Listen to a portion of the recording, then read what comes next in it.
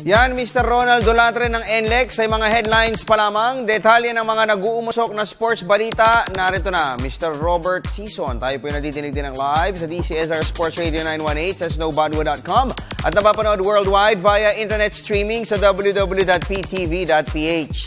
Aminado po ang mga top sports leaders ng bansa sa nahaharap na mabigat na pagsubok sa kampanya ng mga national athletes sa 2013 Southeast Asian Games.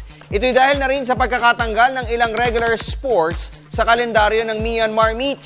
Ngayong araw po nakatakdang lumipad patungong Myanmar ang first batch ng Philippine delegation na makikipagsapalaran sa 26 out of 33 sporting disciplines na lalaruin sa 27th edition ng Biennial Regional Sports Fest.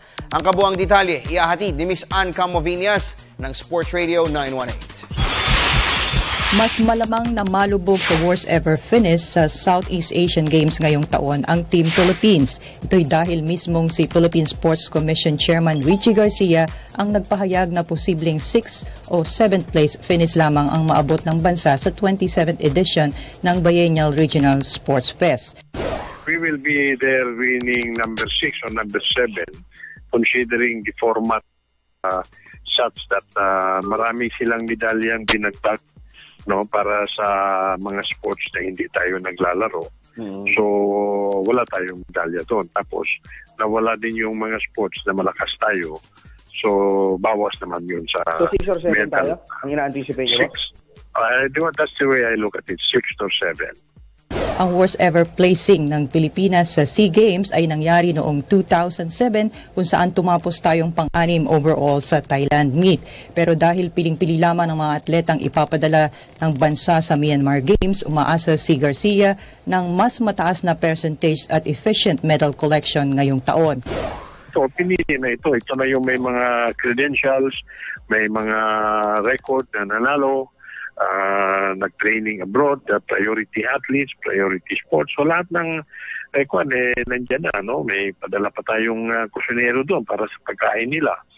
Para hindi sila maninibago doon sa pagkain.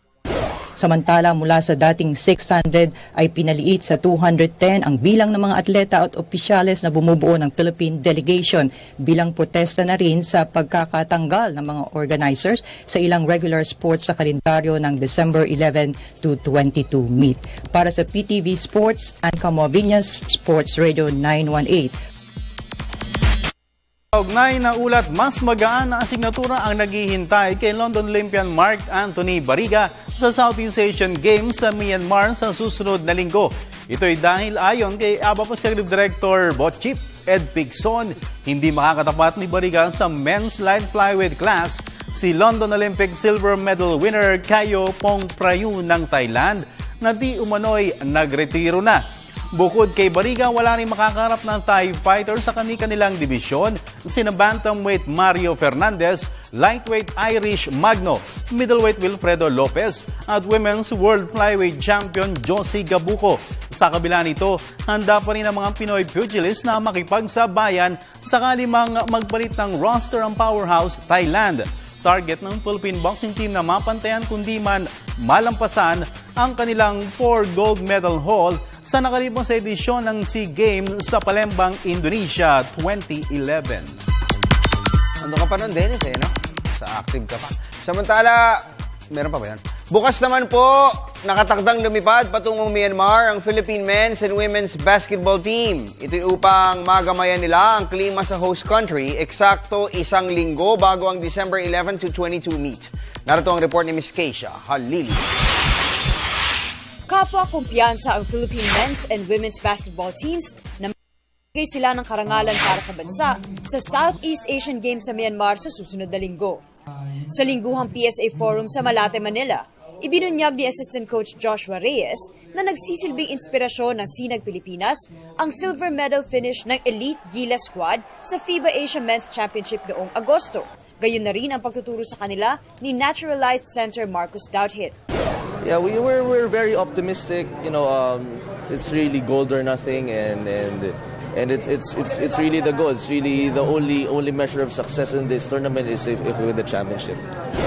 Sa panig naman ni Perlas Pilipinas Chief Mentor Heidi Ong, tiwala siya na kayang bumawi ng mga Pinay Cage Belts mula sa masalimuot na 4th place finish sa FIBA Asia Women's Championships noong Oktubre. After what is done and left dun sa FIBA, lahat lessons learned, and I think yung experience ng mga veteran players to bring in dun sa mga bago, yun yung pinaka-important ngayon. We're very optimistic and positive na makukuha namin yung gold medal because we prepared for it. Parehong ibinahagi rin ni Reyes at Ong na nasa hustong kondisyon ng kanilang mga manlalaro, kaya't handang-handa umano sila makipagsabayan sa mga top rivals sa Timog Silangang Asya. Kevin Alas is nursing an ankle injury. Bobby Ray Parks has a sore back. So it's just something we have to deal with and hope that they recover in time. Okay naman, may mga ibang mga slight injury, like minsan may masakit sa likod, pero everybody's healthy. Ang Philippine men's basketball team ang perennial champion sa SEA Games, habang kauna-unahang kampyonato naman ang aasintahin ng Philippine women's basketball team sa biennial regional meet. Para sa PTV Sports, Keisha Halili, Telebisyon ng Bayan. Sa professional basketball, 2 pares ng kapanapanabik na mga laro ang inaasahang masasaksihan ng mga fans sa pagpapatuloy ng aksyon sa elimination phase ng PBA Philippine Cup ngayong araw. Ipaparada ng 3-time defending champion Talk and Text Tropang Texters ang latest acquisition ng si veteran power forward Danny Siegel, katapat ng Global Port Batang Pier sa Curtain Racers sa MOA Arena maya-maya lamang, habang itataya naman ng Barangay Ginebra San Miguel ang kanilang malinis na kartada sa laban kontra Meralco Bolts sa main game mamayang alas 8 ng gabi. At narito ang aking report. Asam ng crowd favorite Barangay Ginebra San Miguel na makuha ang solo leadership ng team standings ngayong PBA Philippine Cup. Pipilitin ng Ginebra na maging ika-4 na biktima ang Meralco Bolts mamayang alas 8 ng gabi sa MOA Arena. Perfect 3-0 record na ang Ginebra. Ito sa first 3 assignments kontra San Mig Coffee, Rain or Shine at Global Port. Hindi na may bibigay sa amin ng Meralco ng ganun kadali yun. Especially now, I think they're getting their games. Katulad ng last game, I think they played against A21. They beat A21 30 plus points. Diba? Strength nila ngayon is the running game, the transition game. So, I think yun yung main concern namin, which is, medyo mahina kami. Sa panig naman ng Meralco, nais ng Manny Pangilinan franchise na masundan ang kanilang huling assignment kung saan nagwagi sila laban sa Air 21 noong Sabado. Bago ang panalo kontra Express, back-to-back losses ang nalasap ng Bolts laban sa sister team Talk and Text at Rain or Shine. Yun nga, nung nanalo kami sa Air 21, sabi nga ni Boss Val na a win is a win, pero mas maganda daw yung game namin ngayon against Ginebra. Ito, kumbaga, strong team, popular team, tapos yun, tuloy magiging engage namin kung hanggang saan kami, kung gaano nakakalakas yung rebuilding ng team namin ngayon. Ito dahil itong laban against Ginebra. Samantala sa first game ay nanaisin naman ng Tropang Texers na makalapit sa liderato sa pagharap nito kontra Global Port Batang Pier. Sa ngayon ay may 2-1 record Tex, katabla ang Barako Pool sa 3rd place. Galing talaga, angkor na, reporter pa. Samantala, nagpahayag naman po ng kagustuhang magretiro sa piling ng Barangay Ginebra San Miguel si PBA superstar Mark The Spark Kagiwa. Ito dahil na rin sa magandang relasyon ng 34-year-old dribbler sa crowd favorite squad. May report si Miss Arian Maliare ng Polytechnic University of the Philippines. Buo ang paniniwala ni former PBA MVP Mark The Spark Kagiwa na sa piling ng Barangay Ginebra San Miguel niya tutuldukan ang kanyang makulay na basketball career. Sa katunayan, kailanman ay hindi nag-alinlangan ang 6-foot flat star guard sa pagmamahal at pag-aalaga na inuukol sa kanya ng crowd favorite squad sa 13 taong paglalaro niya sa liga. Nandun sila palagi sa akin. You know, whenever I need to talk to anyone, you know, they're always there. They never said no, or they never lagi nila akong pinagbibigyan minsan. Dahil siyempre gusto kong mag-retire sa Ginebra with my, di ba? You want to see your jersey on the rafters just like Senator Jaworski, side by side, with your... Yes. Pinasalamatan rin ni Kagiwa ang taos-pusong pagsuporta sa kanya ng Ginebra Management na isaan niya sa mga kung bakit kahit halos lumpo na siya sa injury ay higit pa rin sa 100% ang ipinapakita niya sa bawat laro. In return, I try, like I'm always, playing 100%. Miski injured ako, I'm out there in the court, regardless. Ang 34-year-old na si Kagiwa ay ang isa sa mga star players na may pinakamalaking fanbase sa Pro League. Dahil na rin sa tapang ng puso at tibay ng dibdib na ipinapamalas niya sa bawat laro. Para sa PTV Sports, Arian Malyare, Polytechnic University of the Philippines. Sa amateur basketball, nadungisa na ang malin sa kartada ng Big Chill Superchargers sa season opening PBA D-League Aspirants Cup. Sa pumuno ni shooting guard Garbo Lanete na nagbaon ng 24 points, tinuldukan ng defending champion NLEX Road Warriors ang 6-0 unbeaten start ng Big Chill 97-88 kahapon upang iangat ng kanilang record sa 4 wins and 1 loss. Para sa detalye, narito ang report ng aking katabi na si Snow Badwa.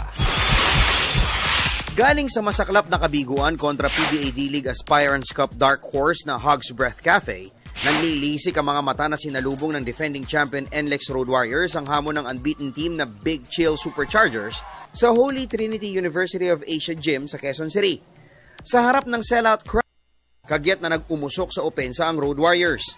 Isang 27-13 run sa opening quarter ang pinasiklab ng Boyet Fernandez steer team na lalo pang nag-alab sa second period sa pagrehistro nila ng 46-28 halftime lead. Well, I just told them we're up by 18 points. I just given the history before. We're up 20 points in the championship series. We lost to Blackwater. So, it will not happen again. We learned our lessons with Blackwater. And this game proves that we already learned our lessons. We just have to play them hard. And then we play them Tuesday. And then Thursday we play Cagayan. So, we just have to win those games. Pagpasok ng third canto ay nanatili ang malaking agwat ng NLEX bago nagpatupad ng pressure defense ang Big Chill. Sa pangunguna ni na Brian Heruelo, Mark Canlas at Ril Cervantes, nagsagawa ng mini run ng Superchargers para ibaba sa 10 ang bentahe ng Road Warriors. Subalit isang headbutting incident sa pagitan ni na NLEX reinforcement Ola Adjogon at Big Chill forward Dexter Maiquez ang pansamantalang nagpatigil sa laro. Na-eject sa laban ang wide-bodied center na si Adjogon kung kaya't napilitan ng NLEX na mag-adjust sa frontline. Nagwakas ang third quarter, hawak pa rin ng Road Warriors ang 71-53 advantage. Sa fourth and final period, nag-adjust ang Big Chill at dinaan sa ilalim ang laro. Sa pagtutulungan ni na Cervantes, Maiquez at Mar Villahermosa, inararo ng Cool Drink Masters ang depensa sa ilalim ng NLEX kasabay ng pagputok ng kanilang outside shooting.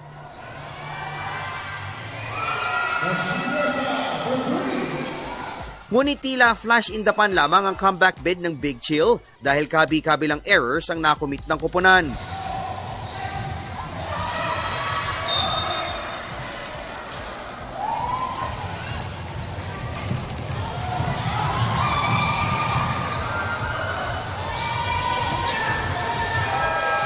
They came up real aggressive and they outworked us in the first half, and it was too late for us to recover in the second half. The second half, and we tried to make a comeback. We tried to defend, and they just execute real good and convert the shots. Dito na, nagtulong-tulong ang mga NLEX stars na sina Garbo Lanete, Jake Pascual, Matt Ganuelas at Ronald Pascual.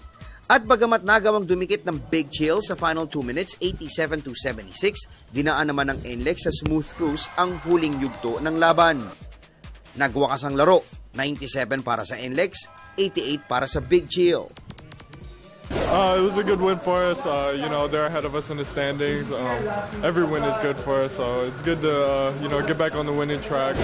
Nahirang na best player of the game si na tumikada ng 24 points, 2 steals, 1 rebound at 1 assist.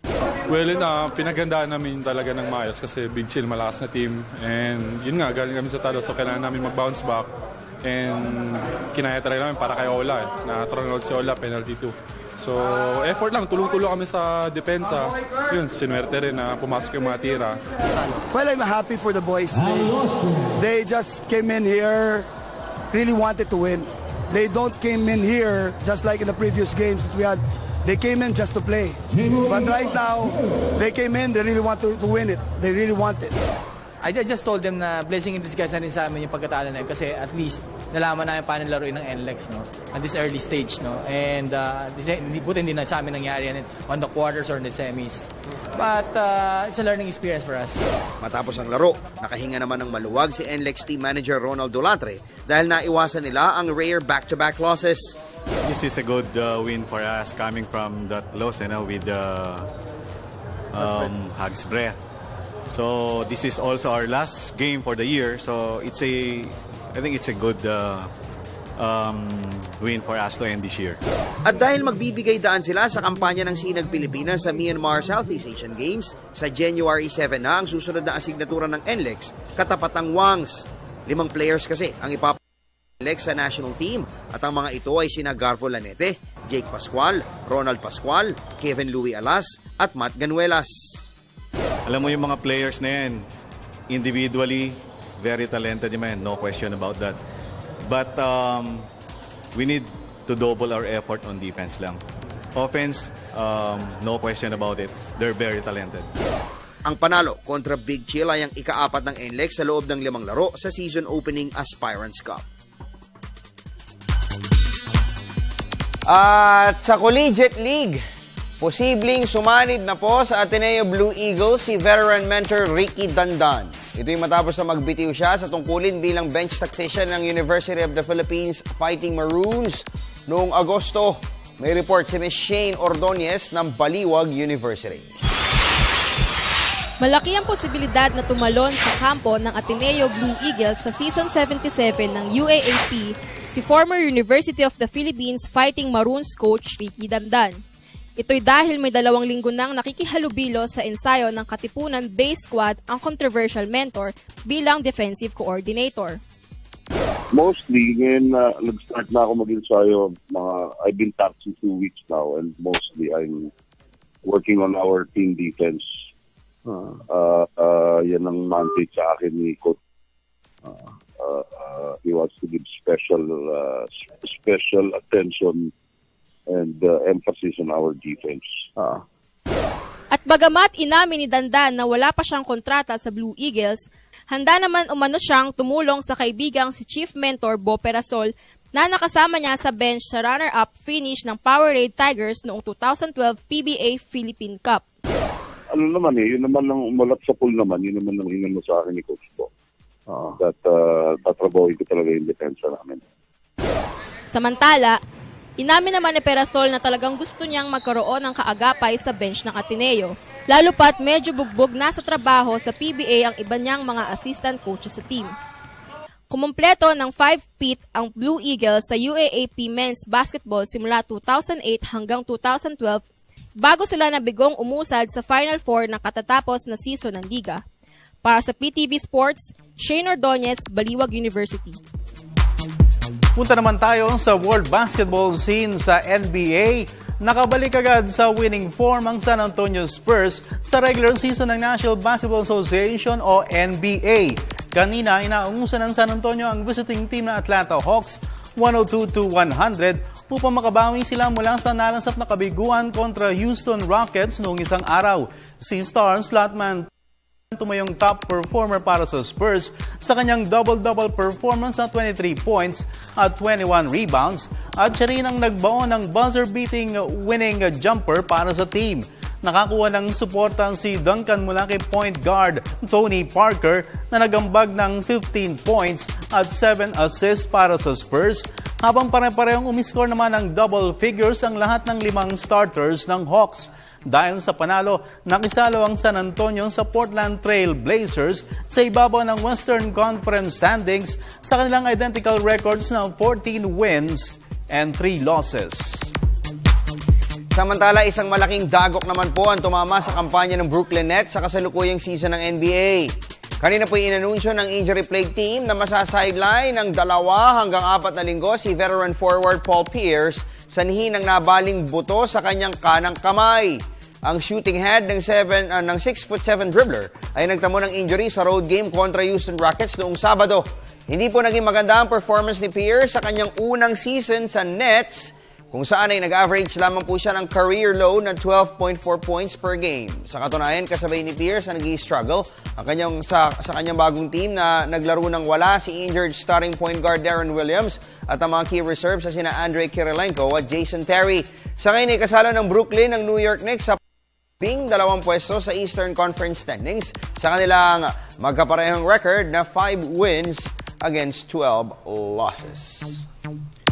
Balik tayo sa local sports scene sa football.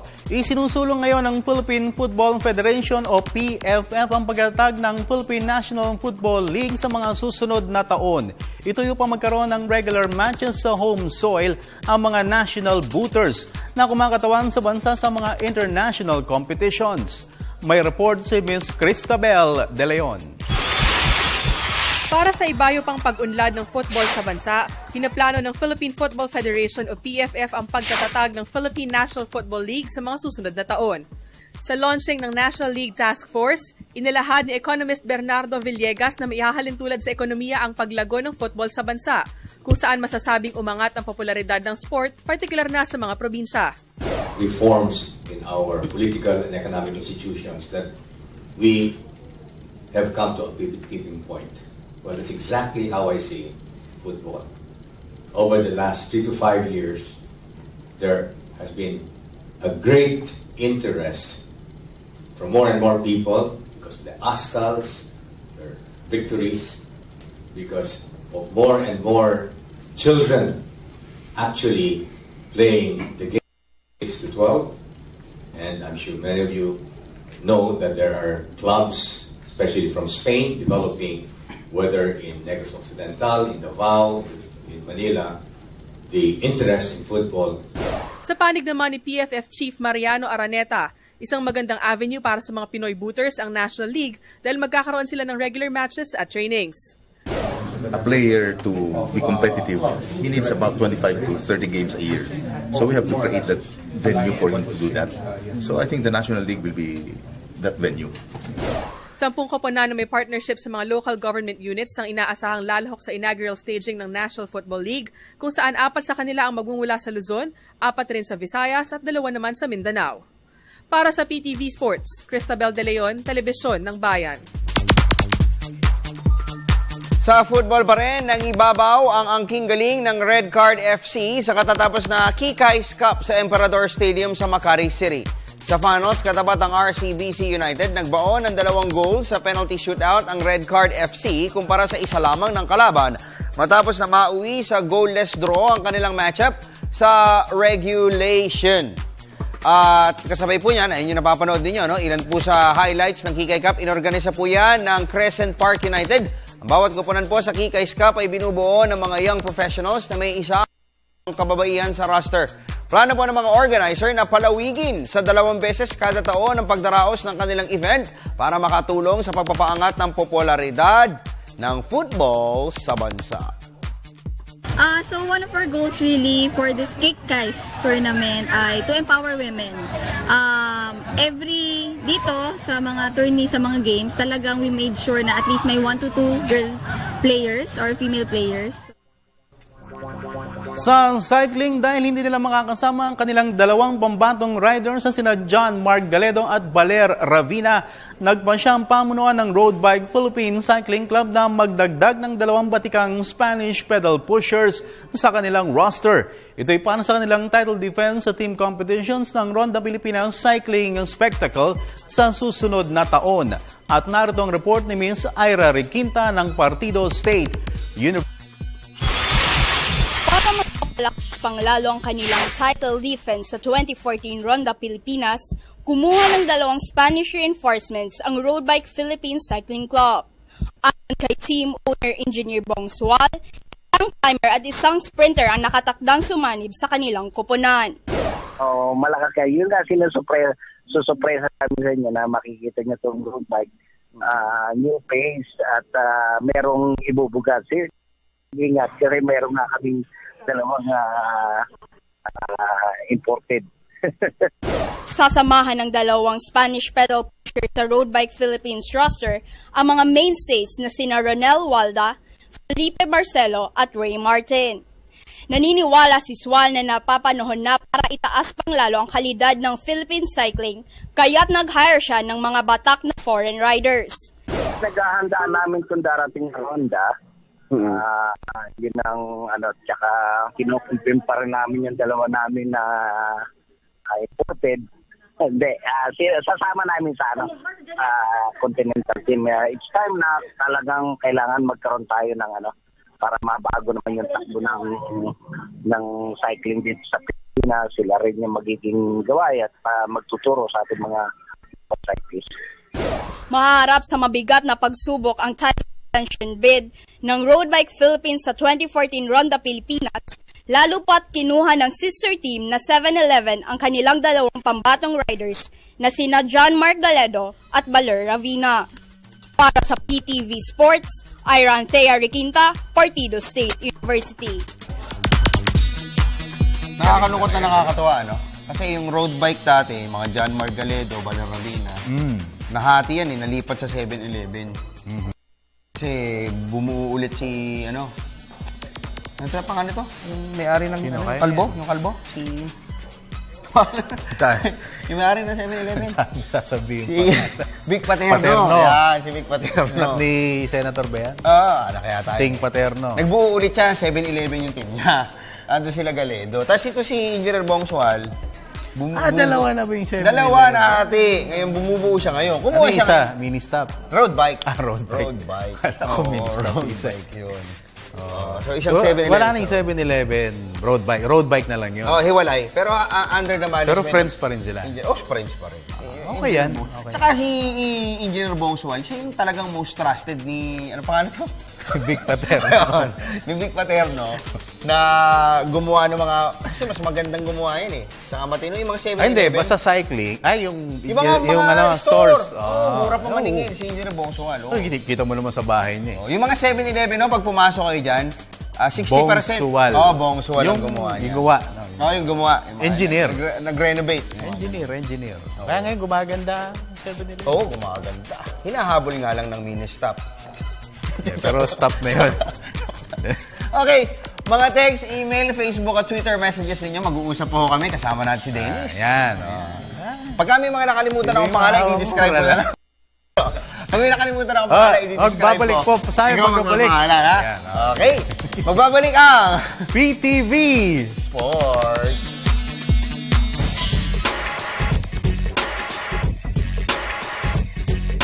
Hi, I'm Justin Chua, and my journey in the PBA has just begun. Come visit my crib on home court with Nicole Ramos this coming Thursday.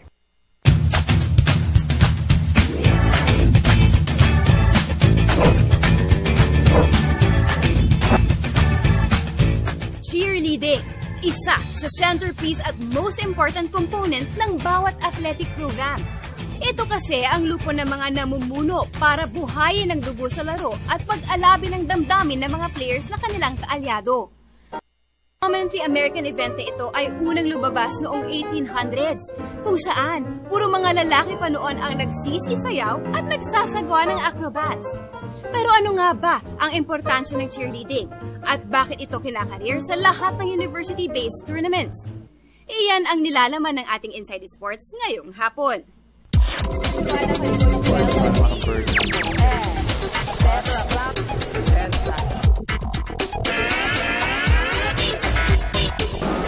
Ang athleticism, technique at daring stunts ng susunod na sport na ating sisiyasatin ay talaga namang kahanga-hanga. At syempre, very popular ito lalong-lalo na sa mga estudyante. Kaya naman nandito ako sa National University kasama ang NU Pleb Squad kung saan tuturuan nila ako cheer dancing. Tara!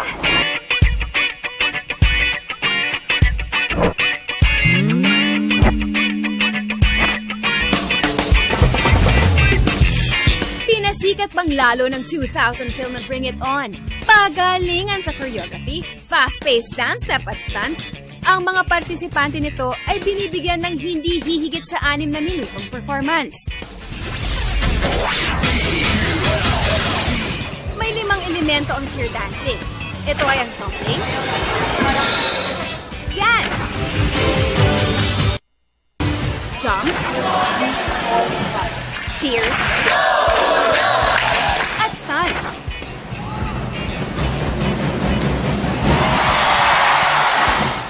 Actually, cheer dancing is different kinds or different genre of dance with stunts.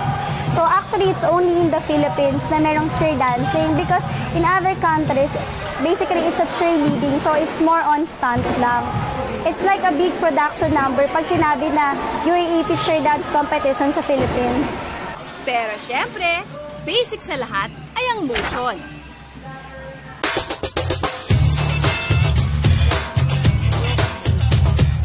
Ayon kay Assistant Coach Gabriel Bahakan, importante na magamay muna ng mga cheer members ang pinakamaliit na detalye ng movement bago ang pangkalahatang routine.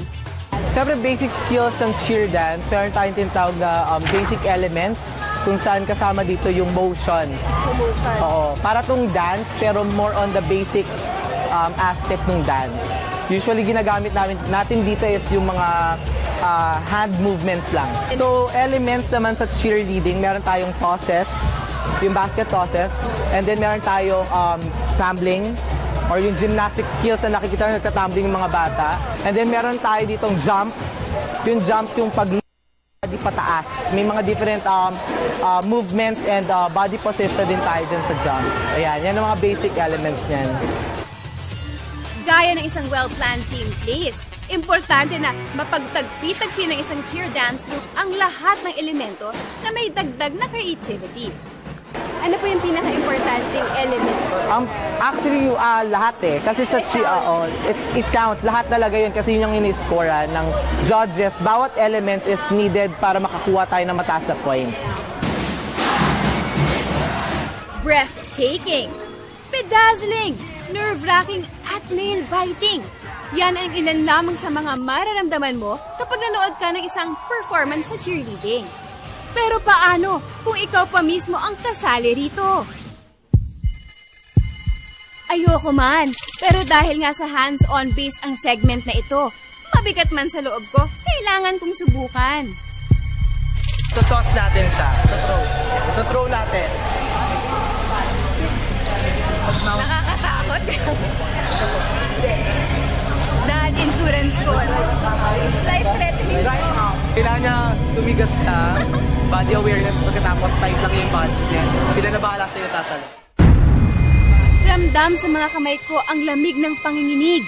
Kita sa mga paa ko ang ngatog ng takot. Kaya naman nang ako ay ihagis na,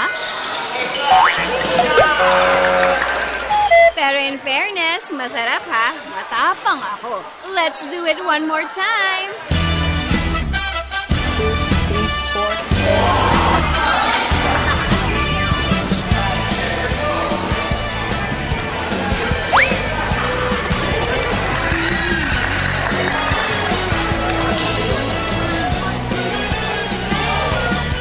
Hindi ko inakala na talagang mahirap pala maging isang cheer dancer. Bagay na pinatotohanan naman agad ni Team Captain Adrian Conrad.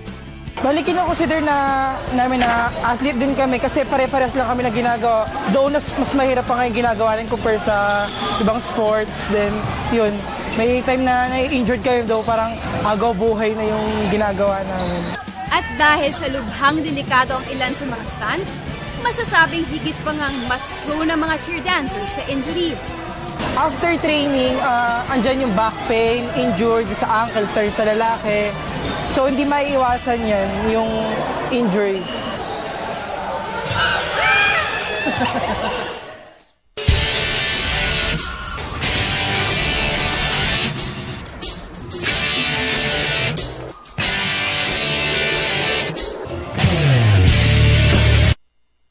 Taon-taon, mainit na sentro ng biggest athletic association sa bansa na UAAP ang cheer dance competitions.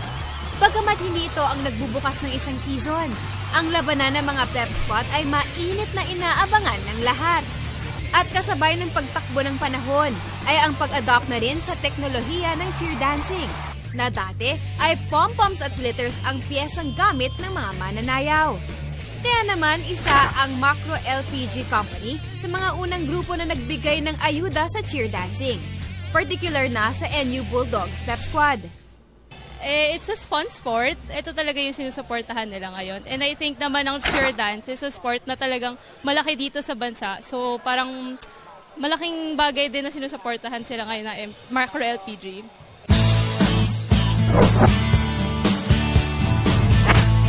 Tinatayang nasa 3 hanggang 5 buwan ang madugong training at preparasyon para maiunat ng isang koponan ang kanilang full routine. At gaya ng NU Bulldog Step Squad, hindi matatawaran ang naging puhunan para maani ang respeto, paniniwala, paghanga at palakpak ng mga taga-subaybay. Kaya't sa bawat aksyon na kanilang gagawin, marapat lamang na alamin natin kung ano-ano ang pinagdaanan at sakripisyo para sa wika nga nila'y 6 minutes of fame and glory.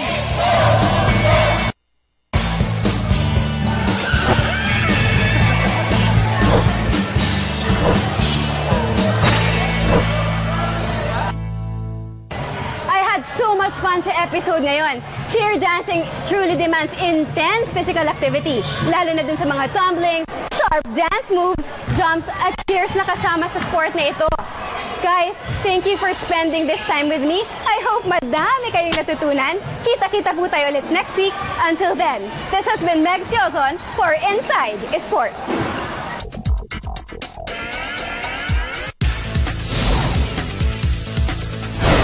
Hi, I'm Larry Merchant. I'm a Manny Pacquiao fan. You're watching PTV in Sports.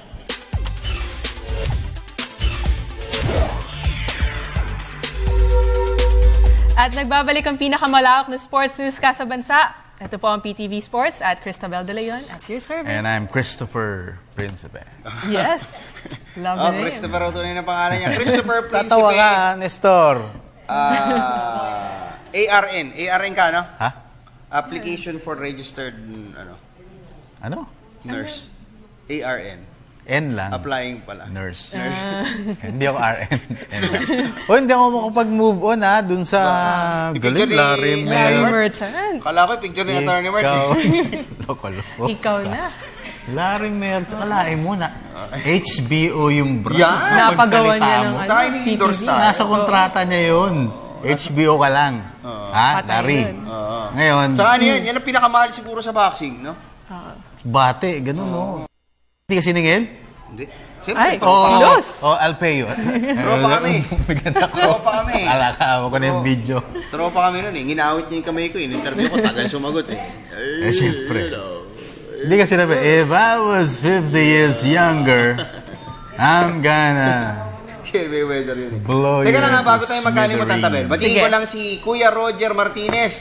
Birthday niya today. Happy Pagbati birthday. ang galing kay Patrick Kawili, kaibigan natin to, Brad. Saka si Daddy Cesar Kawili Sr. Salamat po sa inyong panonood.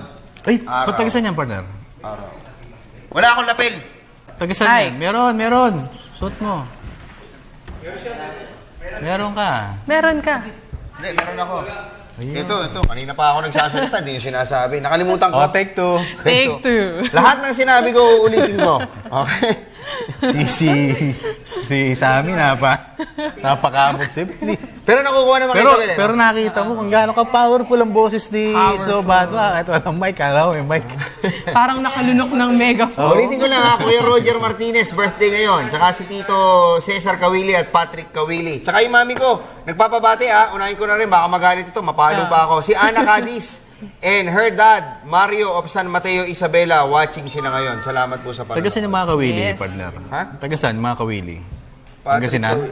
Dito yata sa Manila lang eh. Tatanungin natin, sa tayo, pang lahi nyo. Okay, ayan, padala ko kayo na mensahe sa amin para hindi lang kami nagkukwentuhan. Tama. I-like nyo na ang facebook.com/PTV4Sports at mag-message na dyan. Pwede rin kayong mag-tweet via twitter.com/PTV4Sports or email us at ptvsports@mail.ptv.ph. Pwede rin kayong mag-text, lalo na si Kuya Arman na nakasakay ko kahapon. Laging naka-tune in daw yan sa Sports Radio 918 para sa PTV Sports. Sa taxi? Yun, taxi. Radio mag-spray Oo, nakakaantok ang atiban, no? Oo. Hindi, okay naman. Nakapunta naman ako ng safe. Ayan. Text na kayo. Radio space, SR space, name space, message. And send it to 2311 for Globe and Touch Mobile. 350 naman for Smart, Talk and Text and Sun users. Yung poging player ng Powerade, si James Martinez, nanonood ngayon. Teka, nasa ano ba yan? D-League. D-League yan, di ba? Nasa D-League. Okay. Mabait ang tatay niyan. Oo, mabait. Papa James. Okay, basa tayo. Sige, simulan na natin mula kay Jason Rubio. Mga idols, totoo po ba na may pinapirmang kontrata ang BGSM na rookie at sino po siya at ilan na po ang panalo ng Lakers? Pakibati naman ang astig sa Barangay Ginebra Kings. Thanks po. Rookie? Rookie? Wala, sila ano pa rin yun, yung mga dati pa rin. Pero bago, meron ba? Wala naman, di ba? So bad ba? Rookie sang? Ginebra? Alam ko pinapirma na yata nila si Jens Natel eh. La Union daw, yung Kawili, tsaka si Jens Natel, alam ko pinapirma. Pero hindi ko pa nadodouble check kay Jens, no? Ito yung pogi, yung guard ng FEU eh. Sige, try kong kontakin si Jens ngayon. Habang nagko-contact ako, si Tabel po ay nagbabasa ng tanong. Sige. Yes, from Bench Tank. Sir Stu and Sir Dennis, sa tingin nyo ba, bakit ang lakas ng Portland Trail Blazers ngayon sa NBA? Teka lang, mamaya nasagutin yan. Okay. Jens! Ito si Idol Jens. Jens, nasa TV ako, Idol ha. May long lost look alike. Pre, pumirma ka na ba ng ano? Pumirma ka na ng kontrata sa Ginebra? Yes. Wow, yabang. Ano? Nandito ako ngayon sa dugout ng Ginebra. Oo nga, ano ngayon? Kung nandiyan ka, tinatanong kita. Hindi, joke lang. Hindi, pero yan, ilang taon pinirmahan mo, Idol? Ilang taon? 1 lang, pero practice player. Practice player? Yes. Pero may chance kaya na maglaro ka? Ha? Sana kung magandang papakita ko. Pero as of now, siyempre puno yun. Ganon. Tsaga lang muna. Oo nga sa bagay. Pero tingin mo, may spot ka dyan kung ano makakasingit. Medyo aging na rin kasi lineup ng point guard ng Ginebra, no? Direct, ito yung picture niya, Hindi ko picture yan.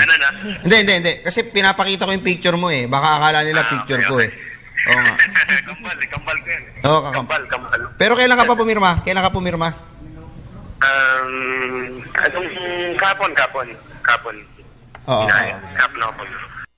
Ano? Kapon po. Kahapon lang. Ilang taon? 1 year. 1 year.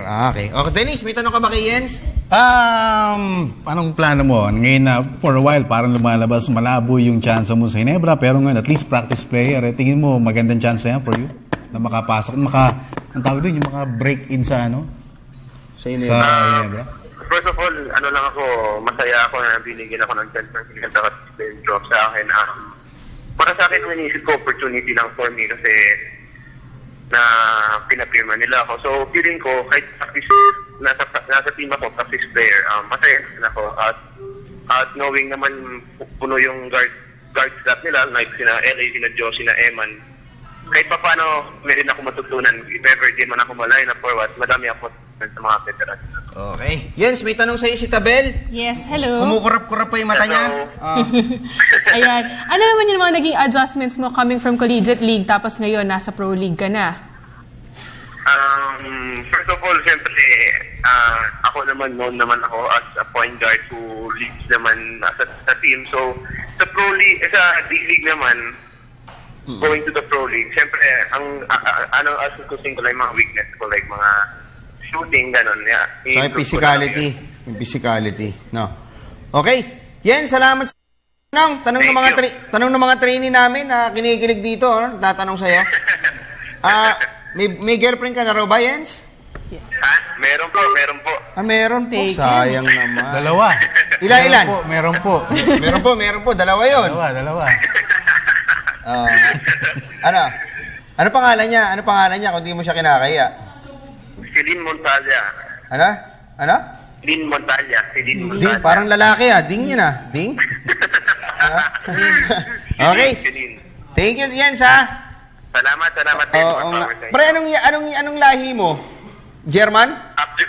Yung tatay ko German, yung nanay ko Shepherd. Kaya German Shepherd. Okay, so yung nanay mo Shepherd. Bago yun bago. Bago joke na yun. Napatawan mo kami So yung tatay niya si Herman. Si Herman Moreno, kaya pala balbon din yung kamay mo Okay, salamat Jens Thank you, Jens. Salamat. Good luck sa Ginebra mamaya. Thank you. Thank you so much, si Jens Natel po, kaibigan natin. Ang hirap i-pronounce sa pangalan niya, no? Letter J. Yeto. Okay, basa pa tayo. Alright, from text line, Michael Pinedo of Angeles City. Gandang hapon. Update po sa Ginebra at Idol Ascola kung ba't nakapaglaro si Oden sa Miami Heat. Okay. Yun, update sa Ginebra. Yun na yun. Si Jens Natel, practice player. Si Oden meron naman ata. Sa tuhod na naman. Naku, nakalimutan ko. Kay Natel. Na mag-tsaga lang siya katulad ng ginawa ni Peter Jun Simon. Hindi lang si Peter Jun Simon. Si Rob Labagala. Dahil for ilang years ata, practice player. Tapos talaga nagtsaga siya noon hanggang sa yun nga, nakapasok siya ng lineup ng Barangay Ginebra. And now, nasa Barangay Bull Energy Colas. Basa tayo? Sa tweet naman tayo, Tabel? Twitter. So, sa Twitter po tayo, si Jens Natel, kamag-anak ni si Kuya Ruben. Ruben Nutil. Nutil naman yun. No? Okay, basa tayo. Alright, parang puro repeat to. Ay, Nutil. Middle initial niya, ay. Ay, oo. Okay. Uy, birthday ni Kuya Ruben sa Friday, Batiin talaga? Natin, oo. Buti naman. Ang mga pinanganak ko kailan yung birthday mo? December? December ano? December. Friday. Sa Friday, ano ba sa Friday? Ano ba ngayon? 6. December 6. December. Ang mga pinanganak ko ng 7. 6 pa lang. 3, 4. Ang mga pinanganak ng December 6. Mga pinanganak. Sino ang ka-birthday mo? Elena Noel Ong. Oo. Isama mo na si Joey Isabelo. Tsaka si Dong Luna. Yan, ha? Tapos isama mo na sino ba? Ha? Si Father. Oo. Okay, parang puro... Si Joey Isabelo, tsaka si Dong Luna, may kaso sa Sandigan Bayan ngayon yun, no? No? Pandarambong ata, Yun ang nadinig ko. Okay. Hindi rin ako pinasweldo isang taon nun, basa tayo. Sige. From RY Hamin, kailan magdaragdag ng team sa PBA at sino naman ang most likely na makakapasok next season? Hindi ako pang... Alam ko, Tulpo. Okay, na? Magdadagdag ng teams. May mga nag-a-apply yung Blackwater. Sister Giselle Dusi. Pwede bang bilhin yung gano'n? Medyo hulug-hulugan natin. Si Sol. Ka-birthday mo rin si Sol. Si Ma'am Sol? Si Sol, mabait si Sol, ha? Hindi, December 7 daw si Sol. Buti naman.